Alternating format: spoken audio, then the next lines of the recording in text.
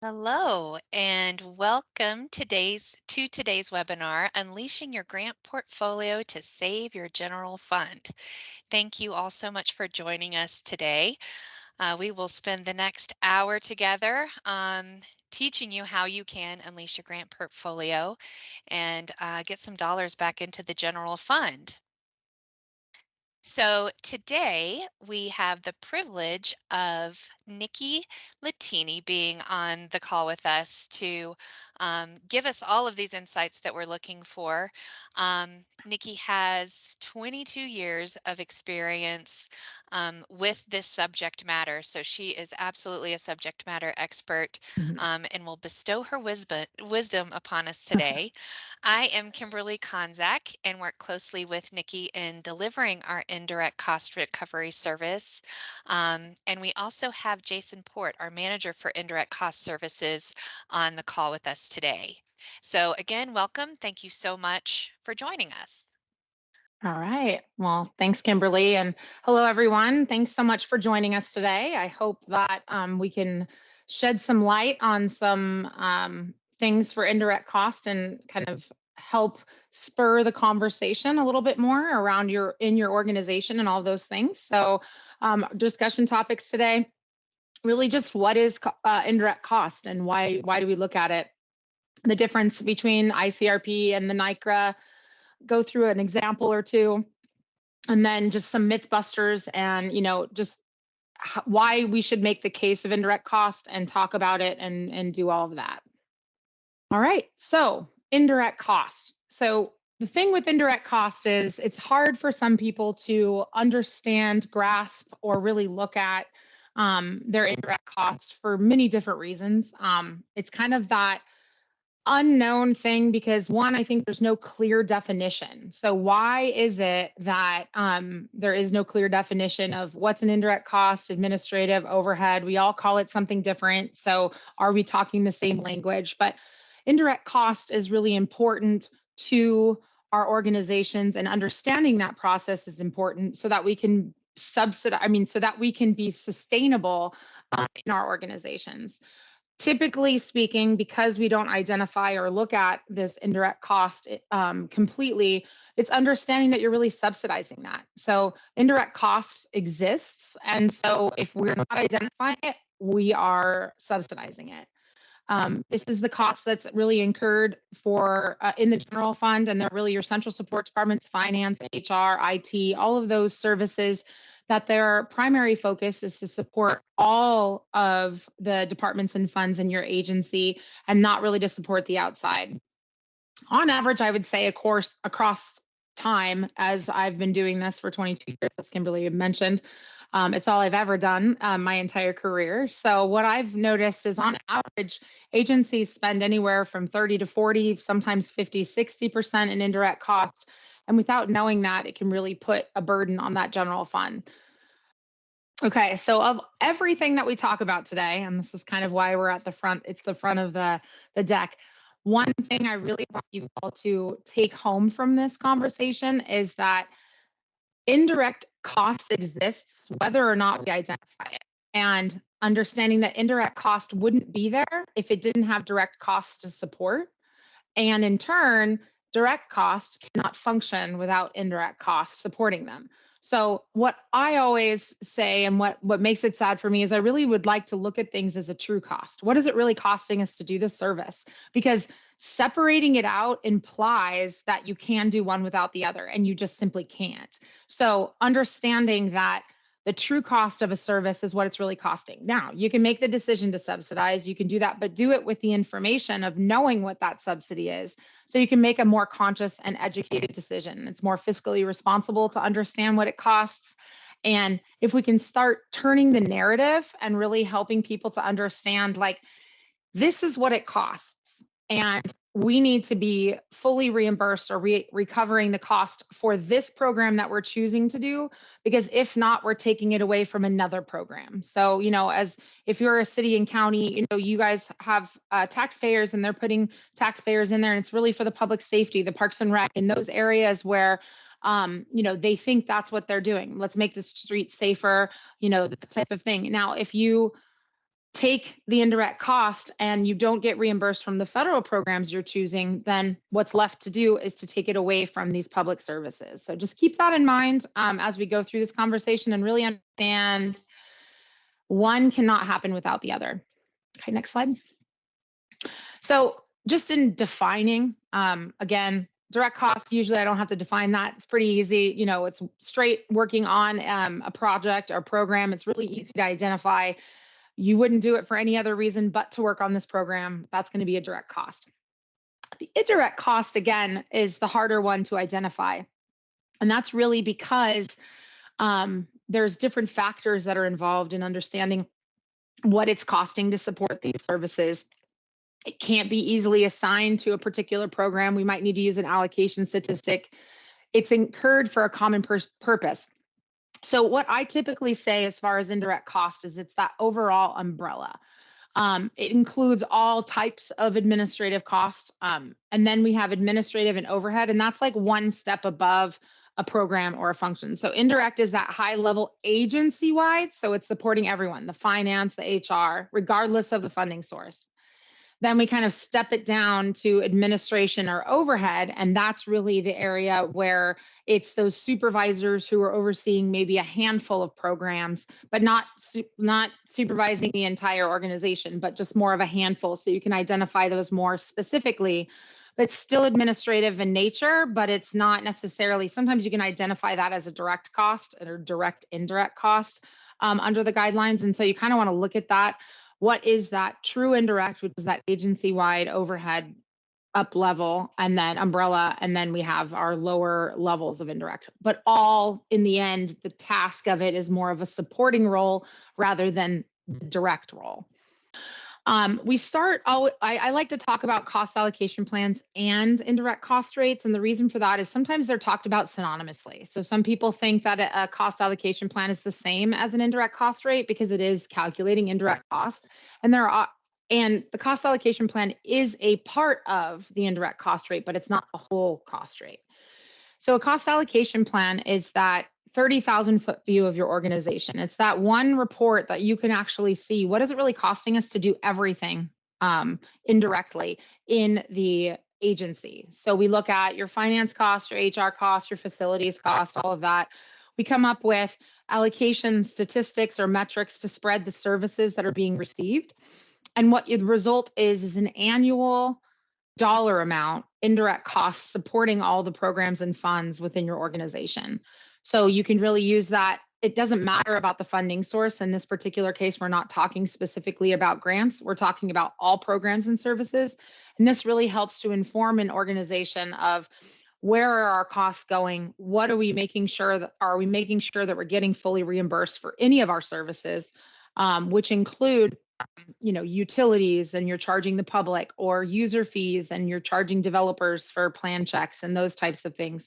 So making sure that every component of what you do includes that layer of indirect cost, and that cost allocation plan would help you do that. So when's the last time you guys have calculated a cost allocation plan? Have you ever done one in the last 5 years, or you're one of those agencies that's pretty good at doing it on an annual basis? So you guys can go ahead and go either in the poll or the chat area and quickly list on that. It's just good to kind of know, where everyone stands. All right. So one of the other things I like to talk about in terms of doing a cost allocation plan is the different types. So there are 2 different types of a cost allocation plan. They really follow the same methodology, the same approach, the same process, but you use them slightly differently. So we have a full cost allocation plan, and that's typically used to charge the other funds and services within your organization, so they can then in turn charge the public for the services they're performing. And this is just really that we really typically look at the budgeted numbers of expenditures, so it's not as far in the rears as our central service cost allocation plan. That's the 2 CFR Part 200 cost plan. And what that is that's used for the federal and state grant reimbursements. So any programs that you're using, if you want to charge an element of indirect cost, it must follow these guidelines. And basically it's saying we're going to use this for actuals of your last fiscal year for use 2 years later as an estimate. There will be a true up. And there's just certain line items of costs that are not allowable under the guidelines, so they're removed. But within a full cost plan, Again, same types of methodologies. We don't change the services that are being performed. It's just simply you're allowed to include more items and it's more representative of what it's really costing you to do these services. So, for example, like we have to exclude costs like marketing or publications or membership and dues. We have to exclude like anything council related. But as we know, those are very important indirect costs that are necessary in supporting these programs. It's just not allowable in the 2 CFR, so we exclude it. But that full cost plan, if you're to do a cost allocation plan, you want to do both and use that full cost plan for anything you're charging to the public or to your other funds. So I just kind of went through that explaining what we use the different plans for. So again, the 2 CFR plan, we're going to focus that on the federal and state reimbursements. But in the guidelines, it actually talks to the fact that you should have a full cost plan when you're really, because you're allowed to charge up to full cost of service. All right. So now moving on to the acronyms. We all know we have a million different acronyms in everything that we do. So you'll hear ICRP, you'll hear NICRA, or all those different things. So an ICRP is just that indirect cost rate proposal. So it follows the cost allocation plan. The cost allocation plan feeds into this, and it's really calculating what is the percentage that you apply to every dollar you spend on a program. The reason why it's just called an ICRP is sometimes you don't even bother to negotiate this rate. You have it for your uses internally or to charge the public, let's say for a plan check fee or that type of thing. So you create an ICRP. But if you want to use it on federal and state grants, you then have to take it that next step to create the NICRA. And so the NICRA is that negotiated indirect cost rate agreement. You take that ICRP, you submit it to your cognizant agency. They go through a process of reviewing and approving that rate. So you now have after that what that results in is a NICRA, and that NICRA again is just basically a certification of your ICRP to say we can now use this on our federal and state grants. All right, so just kind of a quick example of the pure importance of doing an indirect cost rate and allocation plan and understanding what it's costing you. Now, this was done a couple of years ago, and it's one of those extreme examples that I like to show because it was a very hot topic a while ago, maybe 5-6 years ago. The body cams, when they came out, the public was wanting it for transparency. The agencies were wanting it for protection and different things to just kind of make sure that we were all on the same page if we were looking at our police department. And so a lot of grants came out for body cams, and what they were supplying the equipment for agencies to be able to get up and running with their body cams. And so many police departments across the way said, hey, we want this and the public wants this. So let's go for it. Let's get this. They'll pay for it. This is great. So they go off and they apply for these grants. Well, what they didn't understand is what it actually takes to maintain and do what the body cams do. So, don't think about all those things. You can really put your organization in jeopardy of not really knowing where these funds are going to come from. So, for example, with a body cam, you have to think about the enormous amounts of storage that must be done for, in the internet. So if you're thinking about, 24/7 body cams, all of these recordings, those have to go somewhere and you're required to keep them on online for 7 years. You have to keep them available in there. It increased the public records requests. People who, got stopped wanted to see this, body camera, were using it for the purposes to protect themselves. And then created what's additional work for the IT departments as well, because what people also didn't understand is someone requests something, everyone else in the video has to be blurred out. So they have to go through the process of sitting and watching the video and blurring out the faces of the people that did not request this information. It increased the attorney's times for additional lawsuits and all those things. So the cost goes on and on in terms of the indirect support of simply putting on these body cams on our police officers. And so what happened was when we did this study, what we found was it actually cost an additional $2.6 million to support this program that was only 526,000 in terms of what they received to purchase and to put on these body cams. So what ended up was the result was, where does this $2.6 million come from? Now, you don't necessarily as an organization have to say, well, we're not going to do it then. It's about understanding and having the information you need to make better assessments. So what you can say is at this point, oh, if we knew this going into it before we applied for this grant, we could have taken it to the public. Should there be a vote? Should we increase our sales tax to be able to cover the indirect cost?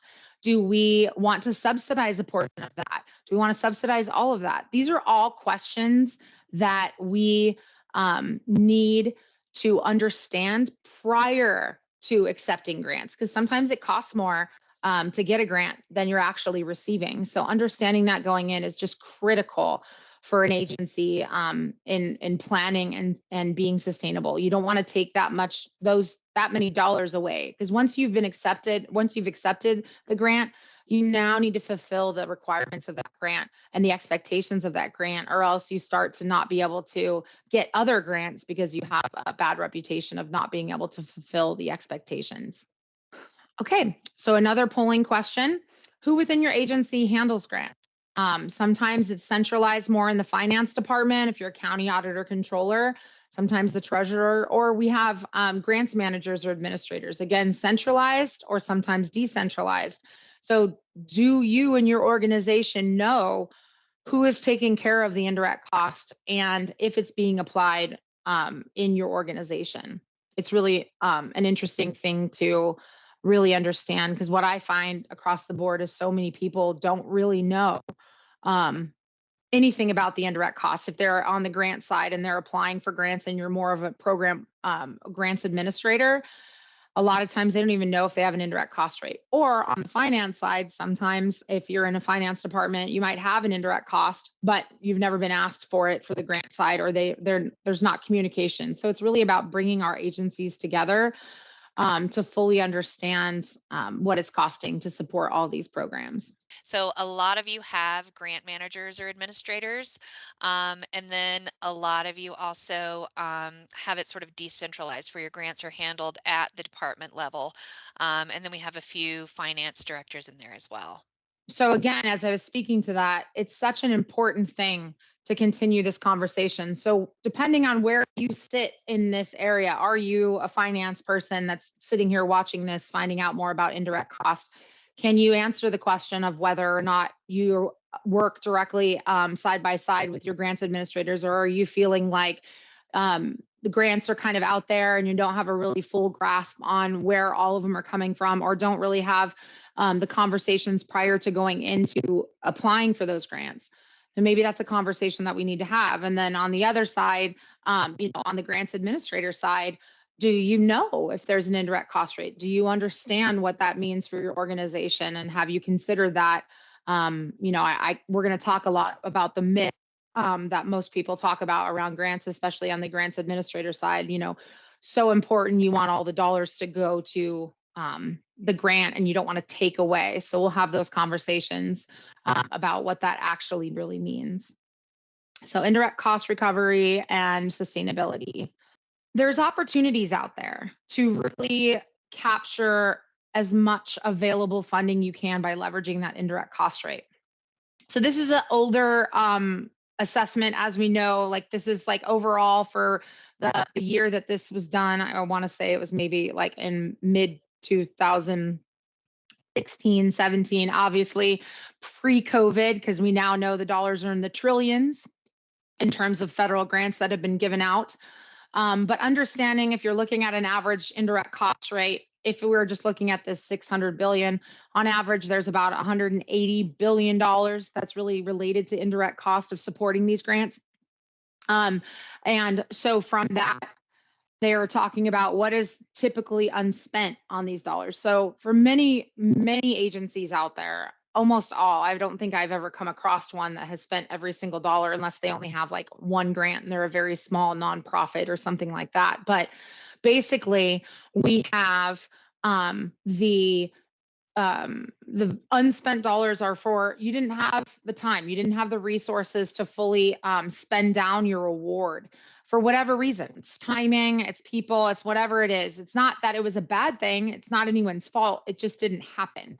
So we have opportunities now to leverage that indirect cost rate and go back 2 years to say, were there any unspent dollars? Did we have any dollars left over in these awards that we could actually take our indirect cost rate and apply it and get those dollars back in? Because you did subsidize, you actually supported every one of those programs with your general fund and didn't get it reimbursed. So now's your opportunity. Get those dollars back into your general fund. It has nothing to do with the grant anymore. The grant has already been done. We're over it. Now those dollars are actually representative of reimbursing the general fund. So now it becomes unrestricted funding. So is there dollars that you guys can access by simply leveraging that indirect cost rate? Because as I said at the beginning, remembering that you are subsidizing, whether or not you know it, whether or not you've calculated it or know it, you are supporting these programs significantly to be successful in what they're doing. One of the things you can also use, this is one of the things that was updated in the 2 CFR when they came out with the 2 CFR Part 200 was you can now use your indirect cost rate if it's negotiated as your match component. And what does that mean for organizations? It has a really large impact. This was the federal government's acknowledgement that indirect cost exists. They're saying, we know that you're spending it, we know that you're subsidizing it. So, you know what? That can be your match dollars. And so, what they're saying is rather than setting aside the cash to get these grants, if you submit, you have to get prior approval, but that just means you're letting them know you're using it. You don't have, they can't say no. It's an allowable thing in the guidelines, but you let them know you're going to use that as your match. You no longer have to set aside cash anywhere for this program. Every dollar you spend, the match is your indirect cost rate. So that's a really big deal because it allows agencies not only to free up some of those dollars that were set aside for cash, but it also allows you to go after additional grants that you might have passed up because you didn't have the cash to actually apply for the grant because you didn't have the match. So that's something to keep in mind through this process. This is just an example of how that kind of looks as far as your match component. So workforce innovation grant, your match requirement was 25% on a $1 million grant. So it requires 250,000. You set aside those dollars, but let's say you had a 22% indirect cost rate. So that would cover 220,000 of that match, and you'd only have to come up with 30,000. So 30,000 would be the cash that needs to be set aside. But what I can say is in most cases, that indirect cost rate is much higher than 22%.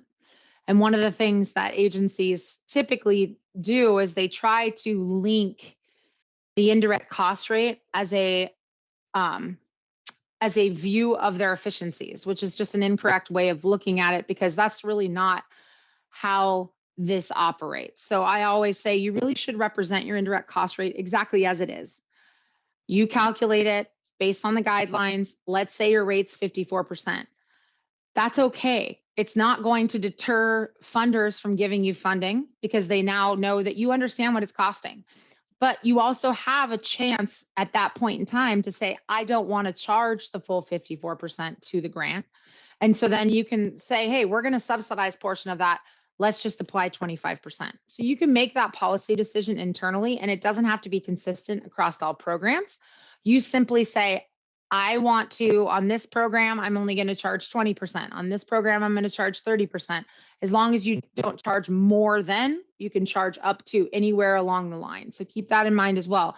But the reason why you want to do it as your true indirect cost is for purposes just like this with your match. That allows you to be able to, in most cases, fully cover your match requirement. This is kind of an example of what does that mean and what are dollars that are available to you. So we have a $5 million grant that was awarded with an administration cap because some do have administration caps. So that's why a lot of people are like, nah, it's not worth our time and effort because there's, a lot of my grants have caps. Here's what we need to do. Well, that being said, if you look at this, you have $500,000 that's allowable for indirect cost. you went in and you actually only spent $2.5 million on the grant, and the grant was last year, and you only spent $2.5 million on your direct funds and 250,000 on your indirect funds. It's what you collected. So you collected the 2.75. Well, based on, let's say your rate was 37.5%. So you actually spent and subsidized on that 2.5 million, you actually spent $937,000 supporting your direct dollars of this program. So because of the administrative cap of 10%, there's still $250,000 available to you for indirect cost. And with a negotiated agreement, you could maximize that. So you could still get that additional 250 that you hadn't spent. So you're still subsidizing some, but it allows you to then say, hey, I can grab this extra 250. So by going through this process and negotiating your rate and applying it to your grants from the prior year, those dollars were already done as far as you can't spend any direct dollars on it anymore. So it's not like you could have accessed that other 2.5 million. So access what you can, bring those dollars into the general fund because you did subsidize them. So this is just another example you can go ahead and pass through. It's more of what we've been talking about. What we really want to also talk about is ARPA funding. ARPA funding is a very big topic of conversation right now. A lot of people actually look at it as, oh, well, I'm getting all this funding. I can't even spend what I have. Therefore, forget about the indirect cost. I'm okay. I don't need it right now. Well, one of the things that's really important is knowing that indirect cost is allowable on your ARPA. You should understand what it's costing you to support these programs. I had a tribal government that got $300 million in indirect cost, or excuse me, in ARPA funding. So they had $300 million. They are like, okay, great. We have all of this long list of programs that we've been wanting to do. This is fantastic. We're going to do them all now. They allocated $300 million to doing that. Well, their rate was just over 30%. It was like 33%. So when having that conversation, I said to them, okay, you've allocated your $300 million in all of these programs. Fantastic. The problem is it's going to cost you $100 million to support these programs. Do you have that $100 million? Did you get that back in your ARPA funding? And they're like, well, we haven't even considered indirect costs. We're just going to do these programs. And I said, yeah, but you have to pay these staff. You have to have computers for this. You have to manage this program. You have facilities you're maintaining. All of these things, vehicles, all that you are supporting to provide these services to the tune of $100 million. And if you don't identify that and know what that is, you need to make sure you have $100 million in your general fund to support that. So it's something to think about. And so instead, what you can do is just reduce the number of projects that you're doing so that you can actually be a net zero with this ARPA funding and really do a lot of programs you've wanted to do, but do it fiscally responsibly, sustainable, all of those things. You also want to make sure that there's a lot of grand ideas of performing on these dollars. But oftentimes, as we know from just regular grants, you still have all your other services you're performing. So if you're not able to fully complete this work by 2026, you lose the dollars. So if you've been awarded a certain amount, you want to collect that indirect cost. You can always choose to then still work on those programs, but do it at your own time. You don't have to be worried about the 2026 because if you spent those dollars in indirect, you get those dollars in, then you can later decide as a general fund policy decision what you want to spend that on. But don't lose out on opportunities or the option of them taking dollars back because you didn't get it spent by not leveraging your indirect cost rate. Here's just something to keep in mind for yourself. And, does your entity have a negotiated indirect cost rate already? If the answer is no, here are your options. You can accept the 10% de minimis, but understand it's not quite 10% because you're doing it on a modified total direct cost basis, which means you can't apply it to every dollar that you're spending. You can negotiate an indirect cost rate, or you accept the 10% until you're able to negotiate. So that's good for you in terms of the 10%. If you do have an indirect cost rate, does the rate like, does it meet your needs? Is it something that you've done a long time ago and you just quickly put it together? Are you maximizing and really interpreting and understanding what your real indirect cost rate is? Um, that's if you do that, I suggest always reviewing those things and then make sure that you negotiate a new rate. Make sure that it doesn't expire. You want to make sure that you always have an up-to-date rate. Once you've gone through the negotiation process, which I know to a lot of people is very daunting, once you do that though, and you go through the process, the year after year of that is a much quicker and easier process. Once they know what your process is, how you've been applying it, they're comfortable with the way you're doing the rate. You now have the opportunity. They do it quicker year over year. And then also, you can, if you have a current rate and you don't, you can always request an extension. There are opportunities to be able to increase the amount of time you can use that rate while you're going through the process of reestablishing another rate. So another poll question, which of the following are currently utilizing or capturing an indirect cost reimbursement? Are you doing it with you have a negotiated rate? Are you using the 10% de minimis, or are you not doing any of that? So far, it's between 10% de minimis and none at all. A couple of you do have a NICRA. Good job. So, as I quickly brushed through before about the 10% de minimis, it's a great start. Again, the federal government put that into the guidelines as an acknowledgement that indirect cost exists. The reason why they just kind of threw out 10% is they had no information. So that's another thing, is that with being in, like, what are the average indirect cost rates? What are people doing? And how are they calculating it? They didn't really have a true understanding of what indirect cost really is. And it's critical for organizations to know that is not going to cut it. And so that is something to keep in mind. With the 10%, it's a great start, but don't stop there. And I'll explain a little bit more after that. And then the none, again, understandable. A lot of agencies either don't have the resources to understand or the knowledge based on how to do an indirect cost rate, but there are people out there that can help. We can, others can. But that indirect cost rate not only gets more dollars into your organization, but it really informs you of moving forward. You want to make sure that there are organizations out there that don't recognize, how at risk they are when they don't understand what it's costing and what exactly they're subsidizing. So make that an informed decision. Mythbusters. I like to talk about these because there's so many reasons why people do indirect cost, and they're just perception. It's really important that we change people's perception and understanding about the process. So one of the biggest things I hear, and this especially from the grants administrator side, so the ones that are actually applying for the grant, working on the grant, they think that by collecting indirect costs, you're taking money away from the grant. And I challenge you to look at this process as this is what it costs to perform. Whether or not you identify it, it's there. So ask yourself, if you're someone working on this program, are you going to go do your job and do everything and not get a paycheck? Are you going to be able to do your job without a computer? Are you going to be able to do your job if you don't have somewhere to be or sit or access tools and things that you need? Finance software, all of those things are absolutely imperative and critical in performing on this grant. So can you really say you're taking it away from the grant?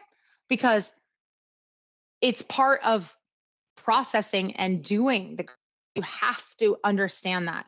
So if it's about changing the expectations of the grant when you're going after the dollars, if it's about adapting your budget to reflect that, or you do make that conscious decision with your general fund and your finance department to say, you know what, we really do want to subsidize, but then use that to your advantage. Use that as how you put that information out there to the public. We believe in this cause, and we as a organization for our constituents want to provide these services. So we're in this together. We're going to provide this together, that type of thing. but know what it's costing. And again, I challenge you to change the way you look at the process as far as saying you're taking it away from the grant, because that is simply not the case, because the program cannot be done or successful without these bits of information or bits of services that are critical to the program's success. A lot of people think if we do a cost allocation plan, then it's just already covered. We're getting the dollars back. But again, with a cost allocation plan, we might be charging out to other funds and services or to the public, but it's only relative to the services that are being performed for them. There's still the amounts of dollars that are related to these programs or grants that you're supplying that are not being refunded by anyone unless you take this information and get an indirect cost rate using the cost allocation plan and then applying it.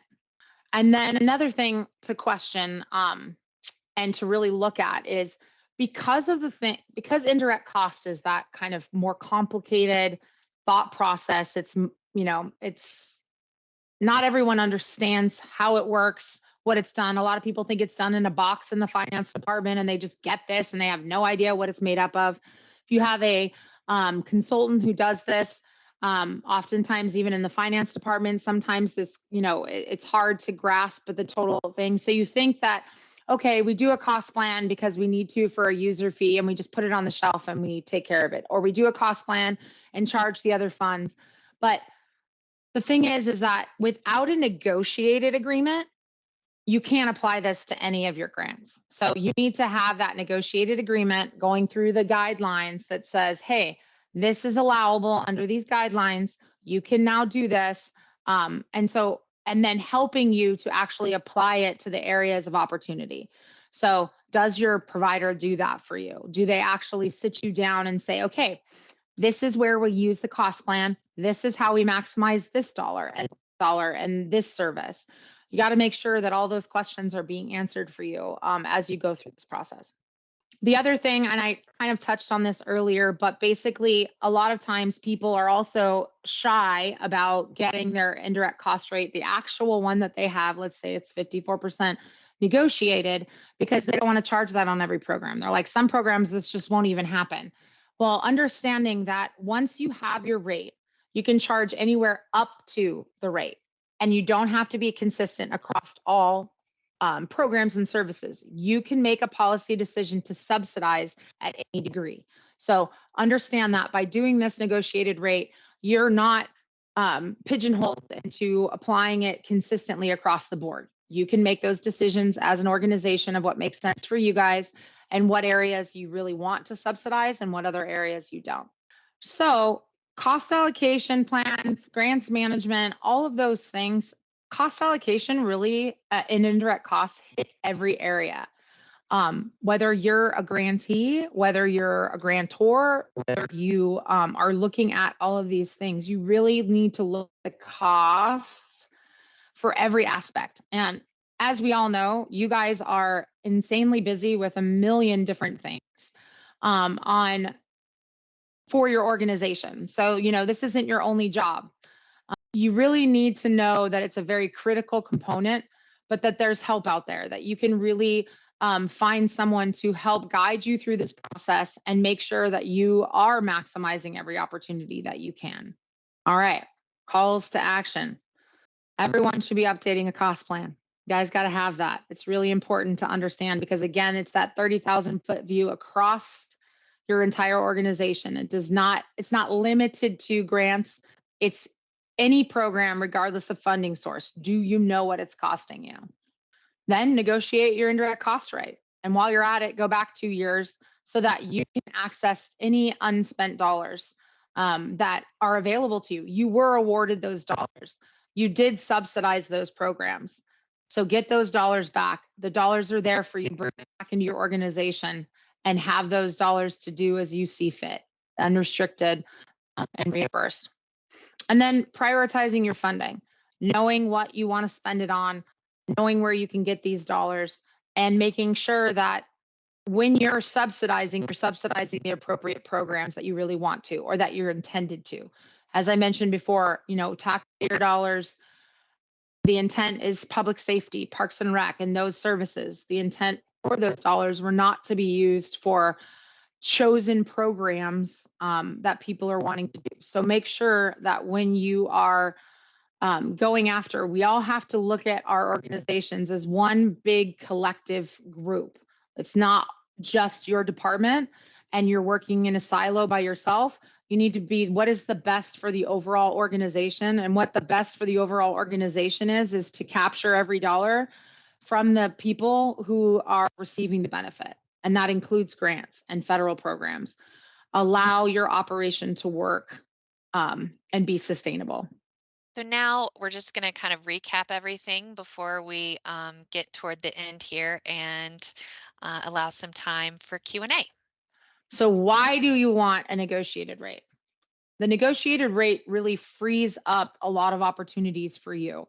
Cost recovery, the real cost that is incurred. And by collecting this, you guys can make sure that you're financially stable, sustainable, and can continue operating as you expect. There were a lot of programs that got left to the wayside, when revenues fell short and all of that, that you weren't able to be successful in those programs. So making sure you're recovering wherever you can. Compliance.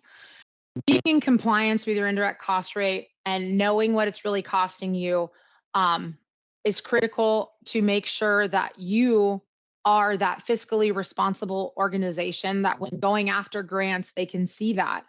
Some people are afraid that, they won't be as competitive, if you will, by not doing or by doing an indirect cost rate and asking for that in your grants. And that's actually quite the opposite. If you understand that the funders that you are getting, those grantors you're getting the funding from, are actually responsible for those dollars. So they have to create risk assessments. They have to look at, if I give these people these dollars, are they going to do what they say they do? And if you have an indirect cost rate, that tells them you know what it's going to cost. And if you're still going after it, they expect that you're going to be able to fulfill the expectations of the grant because you know what it's costing. It's the people that don't know that they get into it and realize, I can't support this. I don't have enough resources. I don't know, have the time, all those things. And then that puts that grantor at risk. So you want to make sure that you're in compliance. That helps you also to, get funding in the future and really be able to be that fiscal responsible agent. And then increase your revenues, your revenue opportunities. Where are you? If you're subsidizing, then you're losing. Because again, it exists whether or not you identify it. So making sure if these dollars, if you are putting forth the effort in these programs, that you're getting what you need to support the general fund for those services. And then what's the biggest challenge when it comes to leveraging an indirect cost rate? Most people don't necessarily understand the process, don't know how to do it, don't even know where to start. There's not enough time, don't have a rate. And again, back to that myth about money being taken away from the program. So how do I help people in my organization understand why it's critical that we go through this process? Because what really in the end is people are uncomfortable with what they don't know. And so how do we educate and help people to understand that we are an organization that's trying to be fiscally responsible and sustainable, making sure that you have a job tomorrow. And the way to do that is making sure we know all the different elements. And so it's not something that can really be ignored. Yeah, and so far, Oh, yeah. most of Go the ahead. poll answers are lack of understanding and Mm-hmm. intimidated by the process. So that's why we're here. That's why we're doing Yeah. this webinar. We really want everyone to know about this so that you're educated and can be sustainable going forward. The deadline, we talked about this a little earlier with ARPA.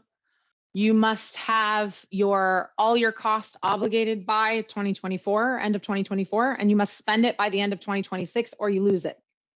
So making sure to leverage your indirect costs can really save these dollars and make sure they don't get any of those dollars back and that you can fulfill all the programs that you really intend to with these dollars. And we talked about this in terms of the tax dollars, not using our tax dollars to subsidize these grant programs.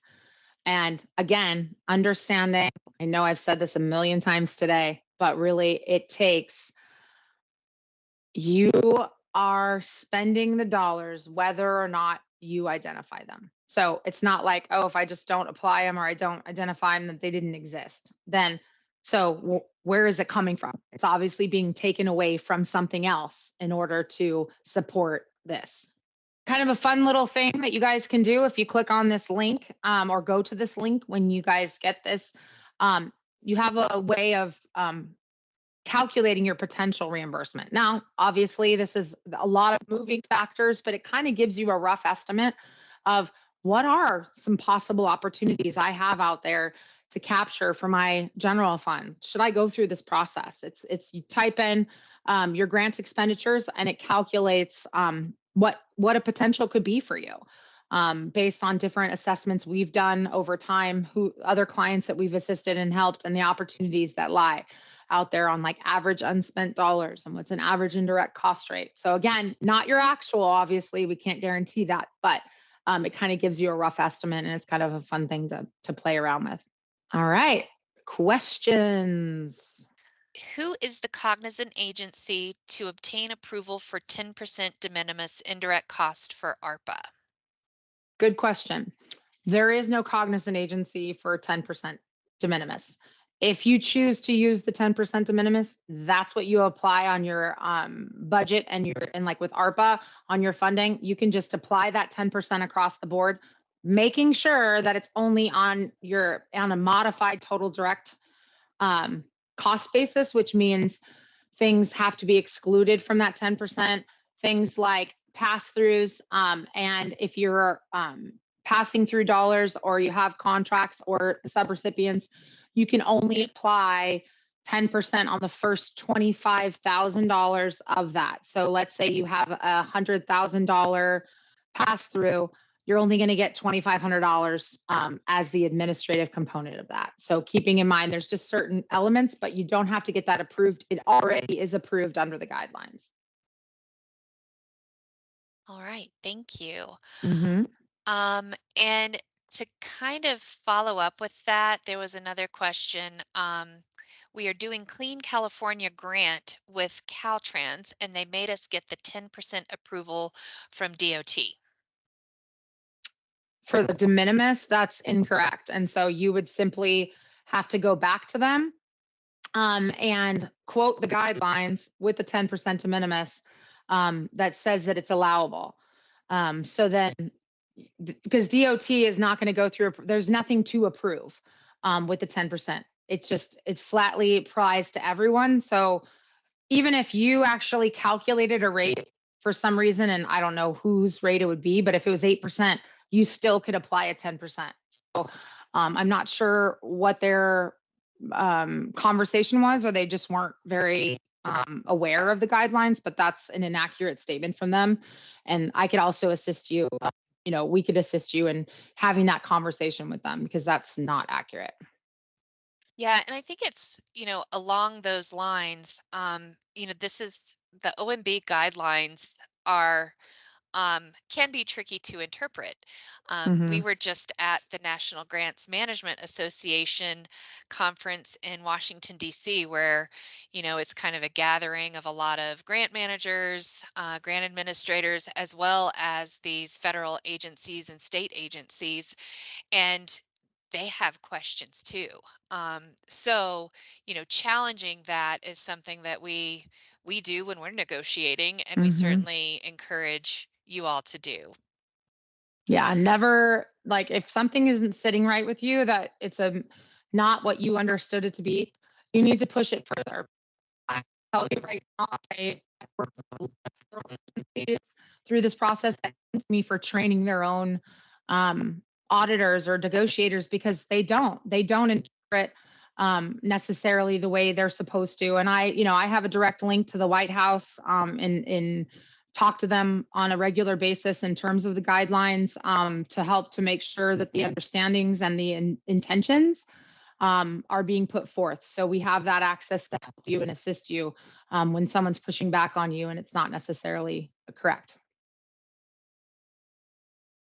All right. Next question. If ARPA funding is designated toward a project, is it considered obligated per ARPA and Treasury, Or do we need a contract slash PO to qualify an ARPA amount as obligated? That's a great question.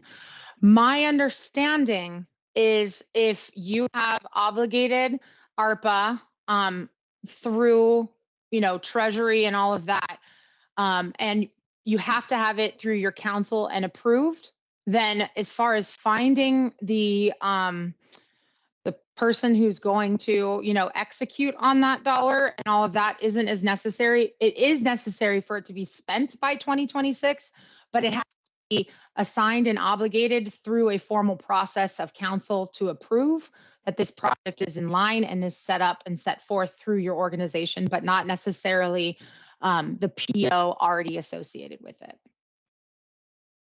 But All it does right, have to be spent by 2026. right. Next question. How do we apply to use the 2 CFR rate? Is approval required to apply the 2 CFR rate to ARPA? Yes, so that's a great question. So it is required that you do a 2 CFR Part 200 rate to use for your indirect cost on ARPA.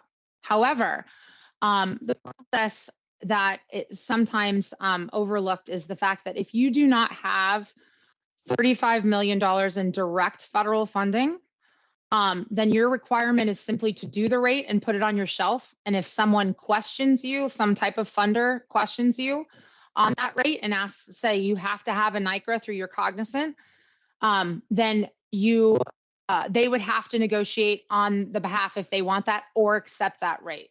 But it does have to be a CFR rate for you to be able to apply it to the ARPA funding. A question related to indirect cost, related to using indirect cost to meet match requirements. But indirect cost can be applied to either the match or as indirect cost, but can't be used for both, correct? Great question. So it can be used for both. And what I mean is you're not double counting it. It can't be used like you can't use a 35% rate, 35 on the indirect side and 35 on the match. What you can do though is split it. And that's again back to why I was saying you want to do what your rate actually is if it's 54% and you have a 25% match requirement, you can use 25% towards your match. And then you would have 29% you can use towards indirect costs on the other side. So you can't get more than what your indirect cost rate is, but you can split it and use it both fully capture what your costs are. So that's again now why you want to get that indirect cost rate as it really is, because you can use it up to the 54%. So cover whatever you can, but you can use it on both sides. And then it looks like last question, are we able to negotiate a higher indirect cost rate than what is outlined in a grant program guideline? Great question. And the answer is yes for this. Typically speaking, they say that they have a 10% admin cap. Let's say they have some type of requirement that says 10% admin cap. Well, what that actually means is that's your direct administration, that line that I was kind of explaining at the very beginning, the difference between indirect. So that's that your program indirect cost has that 10% match. But if you have a NICRA, a negotiated agreement, that's your agency wide indirect cost. And so your agency wide indirect cost can also be applied in addition to that 10% administrative cap. The only time that they can hold you to a lesser degree is if they actually state that is not allowable. So if they say there is a 10% indirect cost cap, which includes agency wide indirect, then you wouldn't be able to do it. But if they don't specify in that language and they just say administrative cap, then the indirect cost is also allowed as a 2 CFR. I mean, as long as you have it negotiated. Thanks, Nikki. Mhm. If there are questions that we didn't answer or you would like to talk offline, please reach out to Jason or Nikki. Here's their contact information. Take care.